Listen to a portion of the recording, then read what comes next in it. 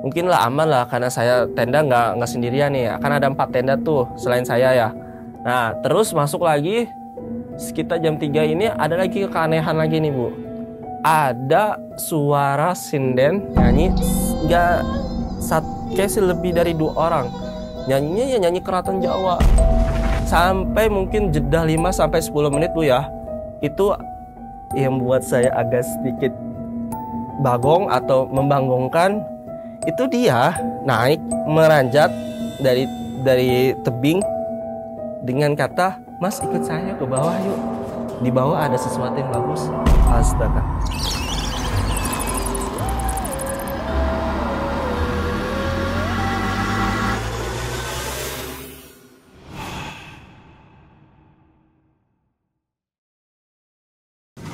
Assalamualaikum warahmatullahi wabarakatuh. Ketemu lagi sama gue Ratna Ulan. Kali ini seperti biasa gue kedatangan tamu yang dari jauh, lagi-lagi dari Tangerang. Bang Faris namanya. Bang Faris ini mau ceritakan pengalaman yang sangat terkesan di pendakian Gunung Merbabu. Seperti kita ketahui, Gunung Merbabu adalah gunung yang paling cantik di Pulau Jawa menurut gue. Yang memang benar-benar cantik. Tapi walaupun cantik, ternyata ada beberapa pendaki yang mengalami kisah-kisah mistis. Di antaranya itu Bang Faris. Kita temuin aja langsung Bang Faris. Apa kabar Bang? Oke, baik Bu. Siap. Oke. Bang Faris dari Tangerang. Iya benar. Pulang kerja langsung ke sini. Langsung ke sini. Terima kasih banyak Bang udah mampir ke sini. Benar. Terus Bang, ini spill dikit Bang, yang pendakian Gunung Merbabu itu Bang. Oke, saya spill sedikit ya.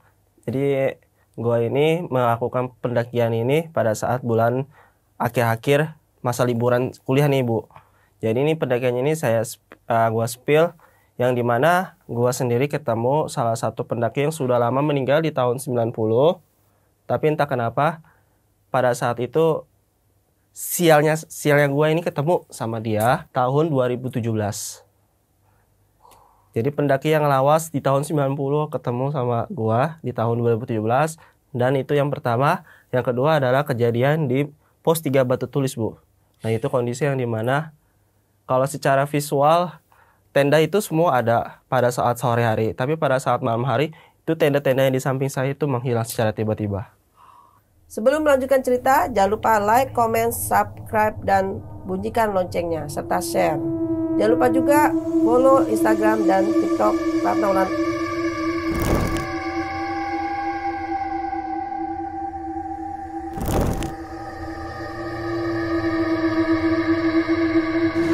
Bang, silakan diceritakan. Oke, gue akan menceritakan tentang pendakian yang membekas dan teringat banget sampai sekarang. Ini pendakian yang dimana di tahun 2017 Bu. Jadi pendakian ini bermula pada saat itu libur semester kuliah. Karena kan kalau kuliah itu liburnya itu sampai 3 minggu sampai 1 bulan. Nah ternyata untuk mengisi kekosongan akhirnya saya liburan di salah satu gunung yang ada di Pulau Jawa Tengah, yang ada di Provinsi Jawa Tengah, yaitu adalah Gunung Merbabu. Tapi di Gunung Merbabu ini juga saya ada opsi lagi, yaitu di Gunung Lawu. Ternyata teman-teman saya ini lebih memilih opsi di Gunung Merbabu. Pendakian itu cuma ada 3 orang saja, saya, Wawan, sama Mandil. Nah yang Mandil ini saya samarkan karena teman ini sampai sekarang saya belum ada kabarnya lagi. Sampai sekarang masih lost connect. Jadi pendakian ini gua lanjutkan pada itu pesan tiket kereta dulu Bu. Karena kan waktu itu kita cari-cari yang murah aja.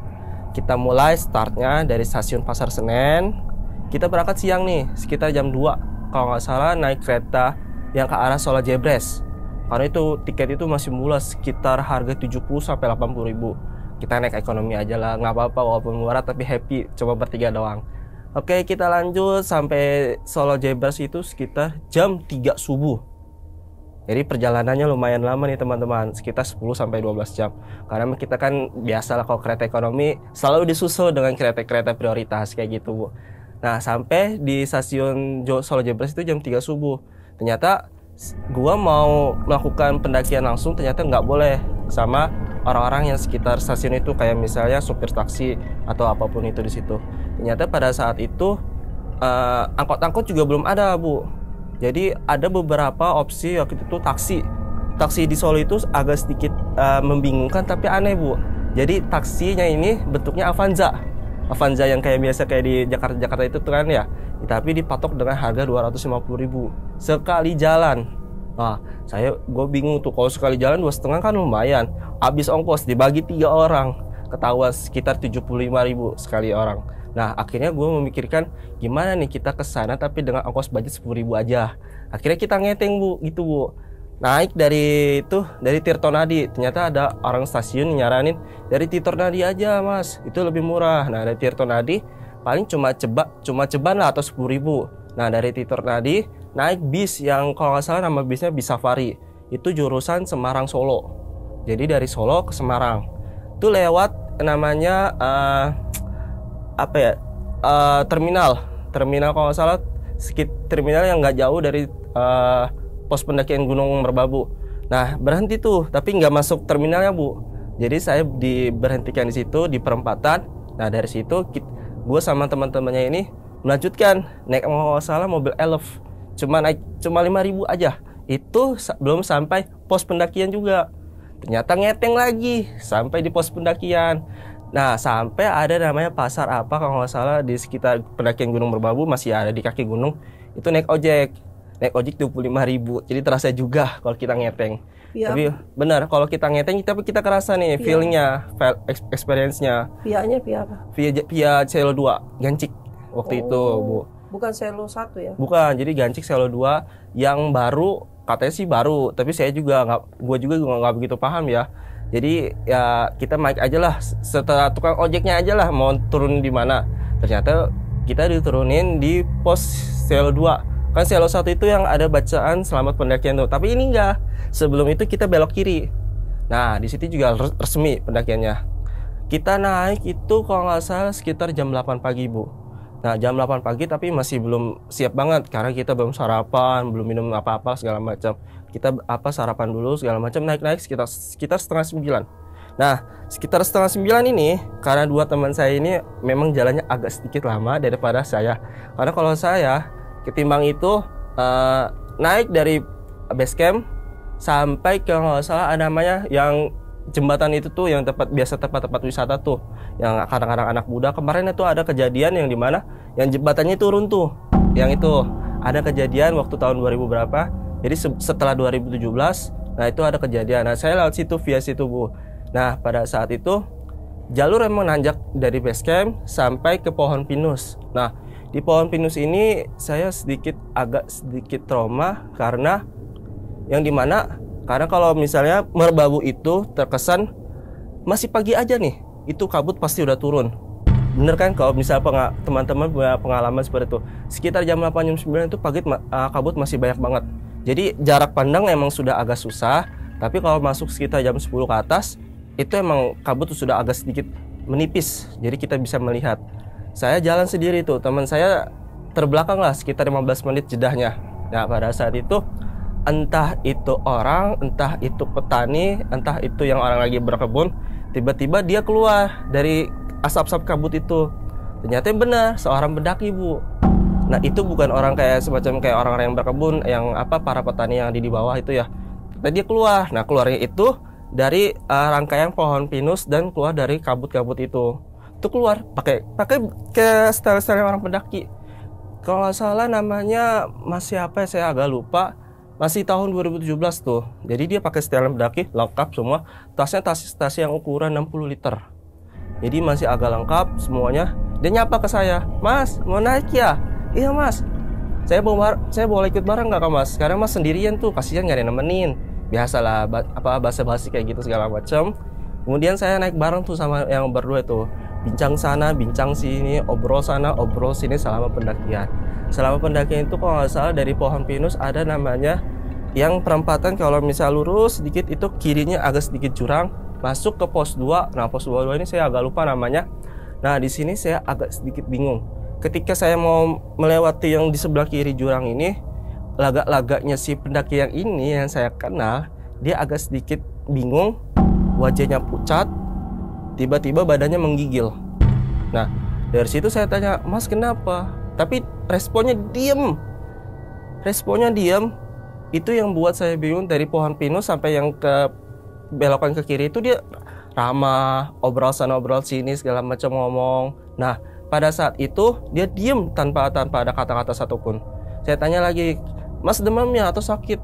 Diem aja. Nah, pada saat itu entah dia mau melakukan sesuatu, karena kan posisi kiri ini jurang nih, inget ya. Di kiri itu jurang, dia tiba-tiba belok ke kiri dan jatuhin dirinya. Jatuhin dirinya langsung ke bawah jurang. Jurangnya ya nggak begitu dalam, mungkin sekitar 10 sampai 20 ya. Itu dia jatuhin diri ke jurang. Pada saat jatuhin diri, Mas, kenapa jatuh ke diri? Saya langsung ngambil kayak pohon-pohon yang ada di sekitar itu, kayak tali-tali. Tapi untungnya saya sih bawa tali rapia. Karena kan saya nggak mengira ternyata dia bisa ngapain turun di bawah. Tuh saya ngambil tali, tapi sama dia nggak digapai. Terus jatuh terus dia ke bawah. Pada saat itu ternyata saya membuat suatu kesadaran, ini pendaki atau bukan? Apa emang sengaja dia menjatuhkan dirinya? Ternyata saya jatuhin talinya nggak ditarik-tarik, Bu. Nah, pada saat itu udahlah saya tarik aja. Sampai mungkin jeda 5 sampai 10 menit, Bu ya.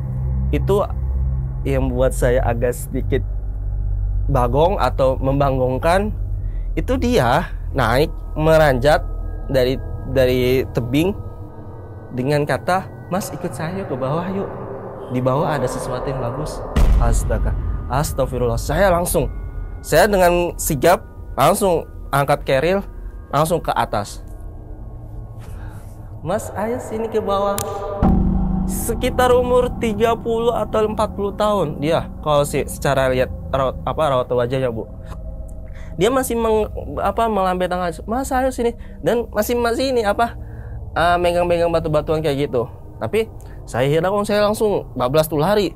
Nah, dan lebih anehnya lagi, pada saat saya menoleh kesekian kalinya, dia terbang dengan membawa tas carry-nya. Terbang melayang. Jadi ini tebingnya nih. Jadi saya ambil manjat, nah dia otomatis terbang sendiri kayak gini. Itu saya masih menoleh. Apakah dia benar setan atau apa? Akhirnya saya menoleh. Wah, ini bukan setan. Udah saya langsung kabur. Itu padahal masih pagi, Bu. Saya menemukan dengan kondisi yang seperti itu. Menemuin pendaki yang entah dari mana tiba-tiba keluar dari kabut, jatuhin diri di jurang. Lanjut, saya langsung hiraukan, langsung kebut saya. Entah saya mau lihat apa lagi, mau ditarik carrier-nya, entah saya lepas aja carrier-nya lah, biar dibawa aja carrier daripada nyawa saya yang diambil. Udah, langsung saya bawa carrier, kebut segala macam. Sampai di pos 3 Batu Tulis itu sekitar jam 12 siang. Nah, teman saya langsung nyusul tuh. Sampai setengah 1 teman saya tuh baru nyampe setengah 1 di pos 3 Batu Tulis. Pas sampai di pos 3 Batu Tulis nih, teman-teman. Kata kuncinya adalah pada saat saya ngecamp itu di siang sampai sore hari ada 5 tenda. Jadi 5 tenda ini kalau sama saya jadi 6. Kalau nggak salah ada beberapa pendaki itu dari daerah Bandung juga ada, Sumedang juga ada, sekitar sama daerah Jawa Tengah, Jogja kayaknya sih ada beberapa. Nah, kata kuncinya 5 tenda dan 1 tenda sama saya, berarti totalnya 6. Jumlah pendakinya kalau nggak salah kurang lebih bisa 30.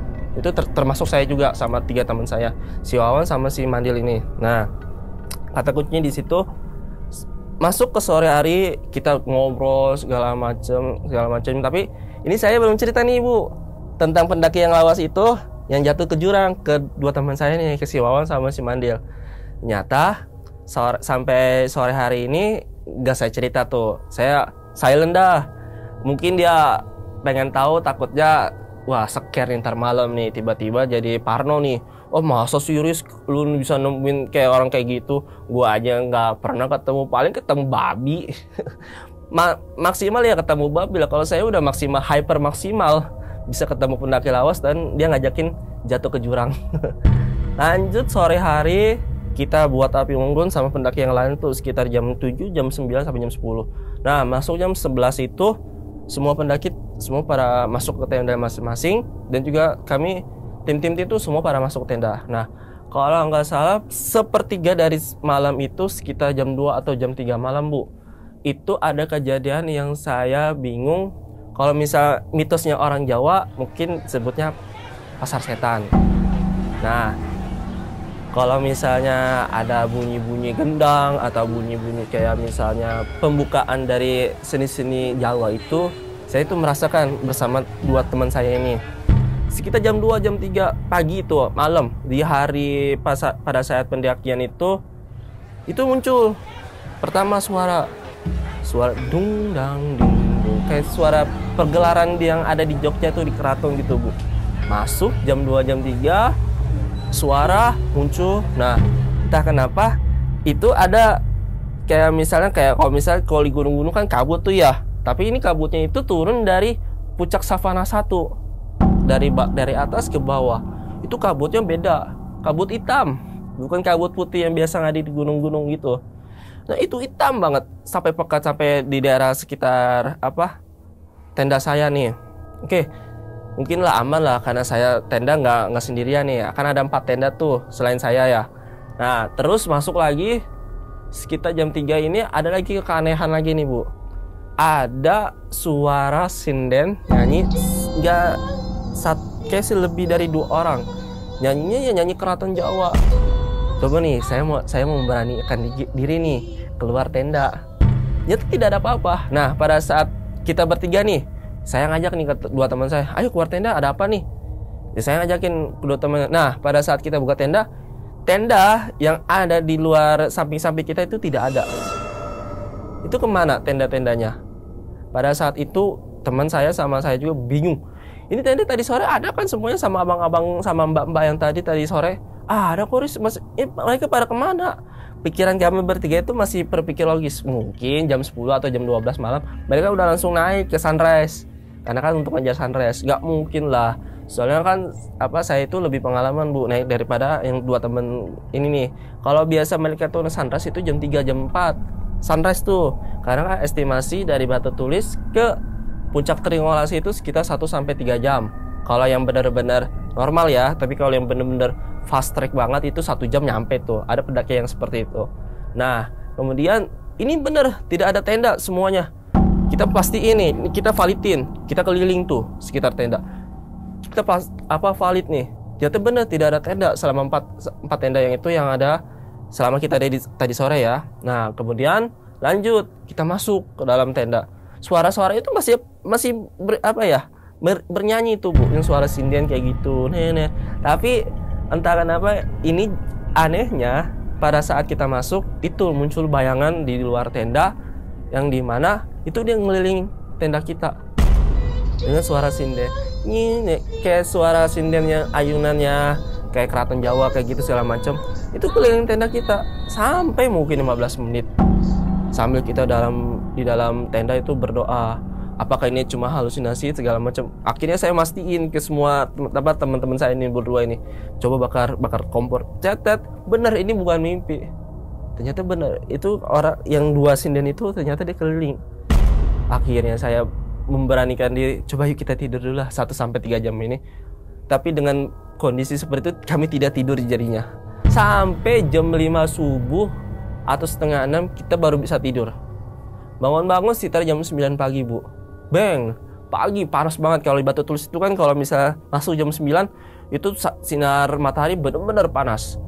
Nggak usah jam 9 dah, jam 8 udah kerasa banget. Akhirnya kita keluar tenda. Tenda yang 4 tadi semalam tidak ada, itu tiba-tiba ada lagi Bu.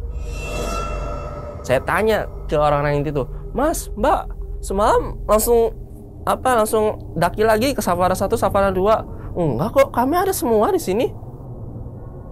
Saya tanya lagi, ada beberapa masnya, Mas, tenda kami ada kan di samping pos? Ada kok semalam. Tenda Mas itu, Mas saya lihat tidur bertiga dari jam 11. Jadi visual mereka itu visual mbak-mbak Mas yang ini lihat kami bertiga itu tidur. Tapi kami ngelihat mereka itu tidak ada di Batu Tulis. Entah itu kita bertiga pergi kemana atau mereka yang pergi kemana. Nah dari situ udah mulai nggak sinkron. Kita tanyain wawancara ke semuanya. Mas tadi malam kemana segala macam bla bla bla bla bla bla. Ternyata nggak ada titik temunya tuh Bu. Akhirnya kami menyimpan semua problemnya tentang tadi malam. Sudahlah, mungkin kita jadi bahan evaluasi aja kalau misalnya nanti kita mau naik. Ada mungkin beberapa dari kesalahan kita yang kita langgar. Oke lah, kita masuk langsung nih sarapan dulu Bu. Sarapan nggak lama 15 menit karena kita ngejar targetnya di puncak biar nggak sampai turunnya sore. jangan sampai turun jam 8 malam gitu lah ya. Akhirnya kita sampai di puncak sekitar jam 1:30. Di puncak Tringolasi itu saya ketemu orang-orang dari Malaysia kalau nggak salah. Dia katanya sih dari Malaysia, tapi emang logatnya logat orang Melayu. Nah, ketemu, kita foto-foto, ada nanti fotonya saya sertakan di Instagram saya nanti. Foto-foto sekitar 15 menit segala macam. Kita ngambil, kalau nggak salah sumber air mata itu kan jauh dari Tringolasi nih. Kita turun ke bawah. Ya, saya suruh si Wawan buat ngambil. Saya udah capek banget emang. Kerasa banget tuh kaki kalau misalnya kalau dari Savana 1 sampai Savana 2 sampai ke Tringolasi. Itu kalau saya memang waktu itu udah usia 2017 sekitar 25 sih, tapi masih agak kuat. Kalau sekarang kalau diajakin naik gunung, was-was saya kalau naik gunung gitu. Karena emang usia udah hampir 30, tapi ya tetap lah. Kalau untuk semangat naik gunung, oke lah, ayo lanjut. Biaya segala macam itu belakang. Yang penting niat dulu aja jalan kita ke sana. Lanjut, kita langsung ke Savana 1, Savana 2 sampai jam 2:30. Kita turun nih. Karena tenda, keril kita tinggal tuh di pos 3 Batu Tulis. Lanjut lagi turun sampai di tenda itu sekitar jam 4 sore. Akhirnya sampai jam 4 sore kita packing asal aja tuh, Bu. Packing udah masukin apa sih namanya kan tenda itu tuh ya, sama bahan makanan cuma tinggal kopi doang. Kita bikin kopi lah buat di tumbler. Tumbler itu bukan tumbler sih, aqua yang ukuran 600 ml tuh. Kita bikin kopi 3 bungkus buat bahan persiapan cuma buat minum doang. Akhirnya turun pas banget sampai maghrib itu ketemu kita kejadian bertiga lagi ketemu, kalau orang sebut sekarang namanya Bagas ya. Babi ganas lah, tapi ini Bagasnya itu aneh. Bagasnya ngikutin kita dari belakang. Entah itu cari makanan dalam kita, apa itu Bagasnya Bagas lain. Itu saya tidak tahu ya. Karena kan emang kita kan bawa makanan nih, tapi emang secara real makanan udah habis semua. Akhirnya turun lagi. Bagasnya itu baru bisa berhenti ngikutin kita itu sekitar pohon pinus. Dia belok tiba-tiba ke dalam kabut itu. Pas turun kita agak sedikit capek, pegel-pegel segala macam. Pas sampai base camp sekitar jam 7:30-8. Alhamdulillah tidak terjadi apa-apa. Nah, di sini meeting pointnya POV-nya lah kalau orang-orang nyebut sekarang, point of view. Jadi kita evaluasi itu segala macam. Nah, saya akhirnya ceritain tuh yang cerita ketemu pendaki lawas dan entah itu munculnya dari kabut. Ceritain ke si Wawan sama si Mandi lah. Nih gue nih semalam kemarin pagi tuh ketemu sama pendaki lawas segala macamnya, tapi dia terjun ke jurang itu, Wan Mandil. Wah, maksud sih gua ketemu malah ibu-ibu malah. Jadi beda cerita. Saya ketemu pendaki lawas, dia ketemu ibu-ibu. Ketemu ibunya itu kayak betul ibu-ibu biasa gitu, Bu. Jadi kayak misalnya si ibunya nawarin nih kayak jualan timun segala macam. Tapi nanti pada saat dia mau pulang, itu dalam sekejap si ibunya hilang. Nenek-nenek kalau nggak salah parubaya sekitar 60-an, memang udah usia-usia. Mungkin ya ambil bahan-bahan kebun gitu ya, Bu ya. Udah gitu, jadi kita ada beda cerita nih, beda pengalaman horornya. Saya ketemu pendaki lawas, dia ketemu ibu-ibu. Nah, pada saat itu kan ada jeda waktu 15 menit, itu juga dia banyak mengalami hal-hal yang mistis. Entah dia ketemu kayak bayang putih, atau dia ketemu kayak misalnya tupai atau apa gitu, atau bajing. Dia turun tiba-tiba di depan dia, nawarin makan, tapi pada saat itu dia bisa ngomong apa tuh dia katanya sih. Jadi iki orang ki, tapi dia balik lagi udah tupai apa bajing gitu. Nah, dari situ udah mulai banyak keanehan. Ternyata kita evaluasi bertiga, emang apa sih salah kita sampai kita diganggu? Dari mulai saya sampai 2 teman saya ini, sampai di klimaksnya di pos 3 Batu Tulis itu. Ternyata pada saat itu kita di salah satu teman kita si Mandil ini, dia bawa kepercayaannya dia bahwa kalau misalnya kita harus naik gunung atau naik ke tempat sesuatu itu, barang bawaannya dia itu harus dibawa terus. Semacam kayak gelang Bu ya, tapi dia bentuknya kayu, ada tulisan kayak tulisan Arab gitu. Nah, dari situ tuh problemnya ternyata. Akhirnya ini dapat gelang dari mana? Ini dari guru apa? Ya guru spiritual dia ngomong. Oh pantas, kenapa nggak dibuang aja? Ternyata orang base camp konfirmasi. kenapa Mas bawa orang-orang apa jimat-jimat kayak gitu? Kan Mas orang Islam, kenapa jimat dibawa percaya sama jimat itu? Ternyata di situ titik masalahnya. Akhirnya teman saya Madilin dia ngebuang gelangnya itu. Gelang kayu biasa aja kayak gitu, Bu. Jadi dipakai sama dia. Kirain saya itu gelang biasa, kayak gelang-gelang aksesoris gitu aja. Ternyata dia nyembunyiin tulisan-tulisan Arab itu di kulitnya. Jadi yang kelihatan cuma gelang biasa.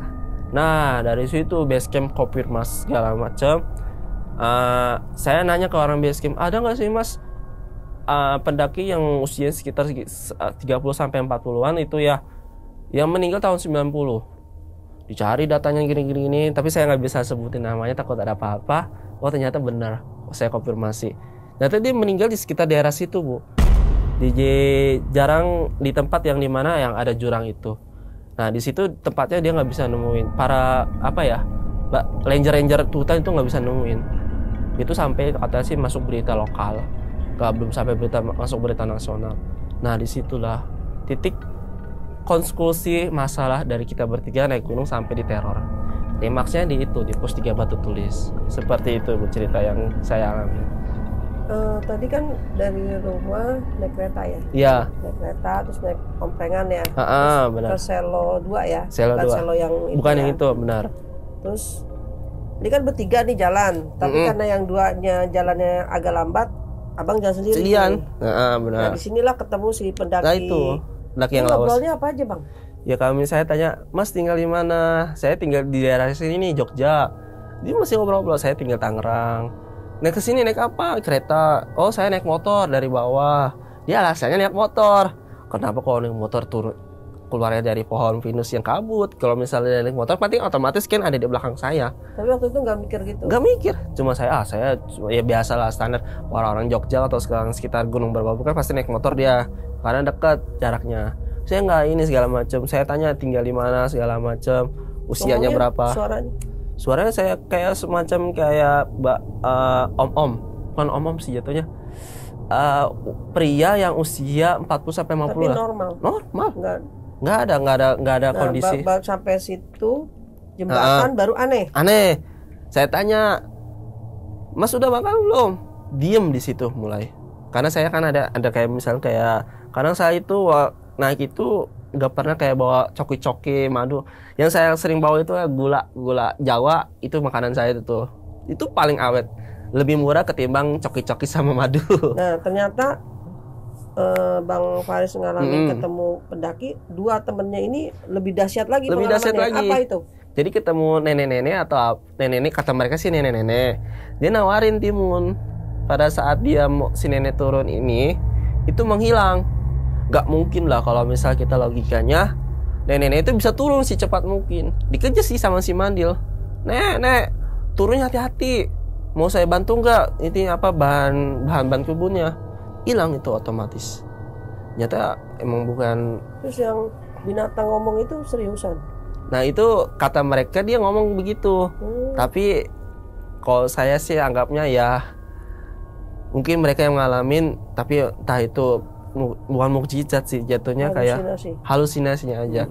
Karena kan berdua bisa itu. Terus sampailah di pos 3 Batu Tulis ya. Nah benar. Itu kan katanya notis 5 sama 1 6 bukan 4 5. Ya 5 tenda. 5 tenda. Satu Abang Faris sama teman-temannya 3. Ini jam berapa ketika tenda itu tidak ada? Jam 2, jam 3, sepertiga malam. Ketika bunyi suara-suara itu ada? Ada. Nah pada saat itu saya kepo, saya ngajak tuh temennya, bener nggak nih ada suara atau apa? Ternyata pada saat saya buka tenda udah nggak ada. Penglihatan Bang Faris dan 2 temennya ini tidak ada tenda di sekitar situ. Tidak ada. Tapi yang ada suara-suara tanpa wujud. Wujud udah kayak gitu aja. Selain suara-suara sinden, terus gamelan, apalagi Bang? Suara orang atau bagaimana? Suara orang tidak ada, cuma sinden sama itu paling semacam kayak orang-orang Jawa ngomong pada saat di pasar, rame riuh. Jadi seperti itu. Berarti suasana ini keramaian gelap, tidak ada suara ramai, tidak ada wujud. Iya. terus ada suara di sinden Sinden. 2 sama gamelan. Gamelan. Jadi seolah-olah pasarnya rame, ada pertunjukan gitu. Iya, seperti itu. Begitu dilihat, Tidak ada tenda. Ternyata tidak ada orang dan gelap itu semua. gelap, tenda samping pun tidak Tidak ada tenda. Yang tadi ada 5 tenda itu tidak ada. Tidak ada. Tapi ketika buka itu masih kedengeran nggak suaranya? Masih. Loh, Masih kedengeran itu suara-suaranya. terus gimana perasaannya? Ya kalau dikatakan Kalau di dalam oke lah, dia nggak ngeliat kan? ya. Tapi begitu dibuka, ternyata tidak ada orang tapi ada suara. Gimana perasaannya? yang pertama parno dulu. Kemudian coba kita istighfar dulu. Itu parno udah pasti tuh parno tuh kita bertiga. Nggak mungkin lah secara logis ada suara tapi tidak ada wujud. Itu parno banget itu. Jadi kayak kita anggapnya, oh masa sih kita bertiga kesesat, perasaan ada pelang batu tuh, ada pelang pos 3 batu tulis di situ Bu. Parno dulu kita mau rasain. Apa kita kesasar? Apa kita masuk dimensi lain? Entah itu tidak tahu. Oh, ada pemikiran itu juga. Iya, karena kan saya kan anggap aja orang yang berpendidikan nih, sedangkan teman-teman saya ini kan lulusan SMA, nggak mungkin lah. Pertama itu parno dulu, ini bener nggak ini kejadian yang kita alamin bertiga? Ternyata benar. Nah, itu kejadiannya kira-kira berapa menit tuh ketika ada suara tapi tidak ada wujud? 1 jaman. Bengong-bengong gitu? Bengong aja, ngapain aja? Lihat-lihat, gak ada gitu? Nggak ada. Tapi ada suara. Ada suara. Nah itu gak takut atau gimana? Dikatakan takut, tapi ya saya ngalamin beberapa naik gunung pernah ada kondisi seperti itu, kuat aja dulu. Nggak usah banyak bacot atau gak banyak bicara. Okay. Tenang, relax. Ini saya ngajarin 2 teman saya ini karena dia masih pemula, tenang, relax aja. Jadi kondisinya tuh keluar tenda, masih ada suara-suara tapi tidak ada wujud. Ya. Coba Bang Faris mau yakinkan teman-temannya untuk tenang. Ya. Tenang. Tenang. Nah, ketika itu bertiga berdiam atau berkeliling jalan? Bertiga diam di tempat. Oke. Nah, kemudian kan kita memastiin lagi nih untuk yang kedua kalinya kalau nggak salah ya. Kita memastiin lagi ini tenda nih valid nggak nih tenda masih ada nggak di luar tenda itu, tenda-tenda yang berlima itu termasuk saya kan jadi 6 tuh. Ternyata validnya memang nggak ada mereka itu mbak masnya. Ketika malam itu memang valid tidak ada tenda selain tenda Bang Faris dan sendirian. 2 temennya itu ya. Nah, setelah itu kan Bang Faris masuk tenda ya. Masuk tenda, tiba-tiba ada penari kayak sinden itu keliling. Itu dari situ. Kelihatan 2 apa 1? 2. Ada suara gamelan. Ada tetap masih itu. Nah, suara keramaian masih ada. Masih banyak itu suara keramaian, sinden. Nah dari situ saya udah nggak berani keluar lagi. Kalau cuma bunyi-bunyi suara-suara itu masih berani. Tapi kalau udah berupa wujud, udah saya give up. Tapi kelihatan bayangannya. Keliling. Berapa kali keliling? Berapa lama? Kalau untuk berapa kali keliling nggak saya itu ada 15 menit. Lumayan ya. Makanya, nah kalau udah berupa wujud udah give up saya. Artinya dia udah hadir ya. Hadir. Nah mungkin itulah proses yang dimana sepertiga malamnya ini nih mereka prosesnya. Berarti itu. Dia awalnya dia cuma suara. Ya. Bang Faris berani keluar. Masih itu. Akhirnya Bang Faris masuk ke dalam, dia hadir. Nah. Waduh.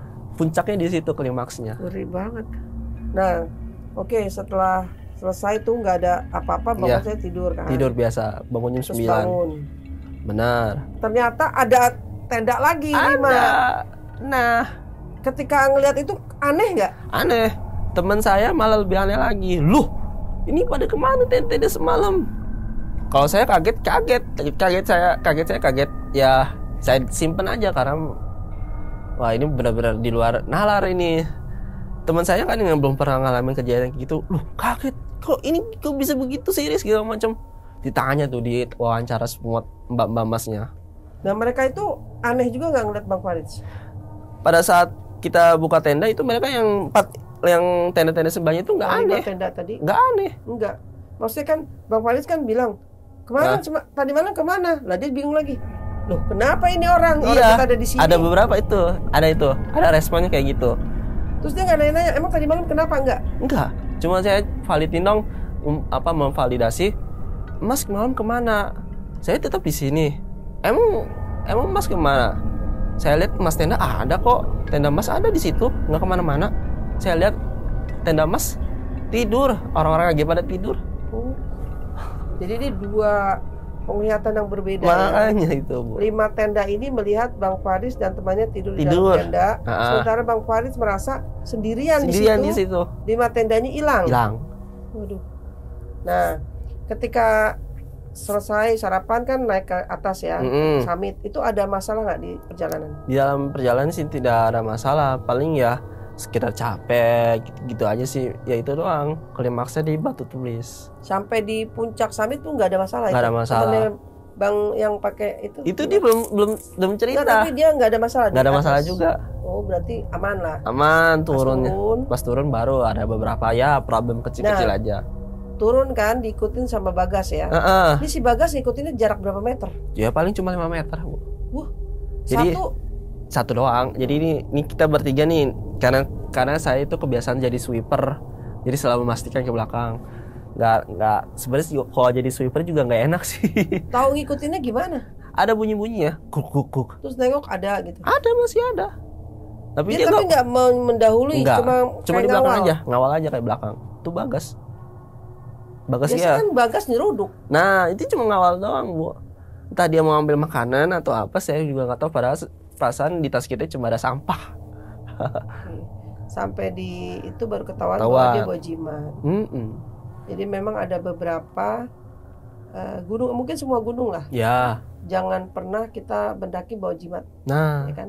Iya. Jadi Bang Faris boleh kasih deh sedikit buat teman-teman berdasarkan pengalaman Bang Faris yang cukup aneh ini ya, aneh dan bahaya juga kalau terjadi sesuatu. Untungnya aman. Itu aman. Mungkin sarannya apa tuh berkaitan dengan jimat? Oke, untuk saran kita nih teman-teman, kalau mau naik gunung diusahakan barang-barang kepercayaan kita nih atau barang-barang yang dikasih sama guru-guru spiritual kita, diusahain jangan dibawa, di save dulu di base camp, minimal di saving dulu di base camp. Jadi kita aman, cuma bawa makanan, tenda segala macam. Kita tuh naik gunung juga aman. Udah, itu doang kuncinya, Bu. Iya, kalau nggak salah ya, teman-teman ya. Kayak nantang kalau kita bawa itu. Ya, bisa dikatakan seperti itu. Jadi di sana merasa ditantang. Jadi gitu. Terima kasih banyak Bang Faris. Sama-sama. Mudah-mudahan ceritanya bermanfaat buat teman-teman yang naik gunung. Hati-hati. Terima kasih. Assalamualaikum warahmatullahi wabarakatuh. Bye.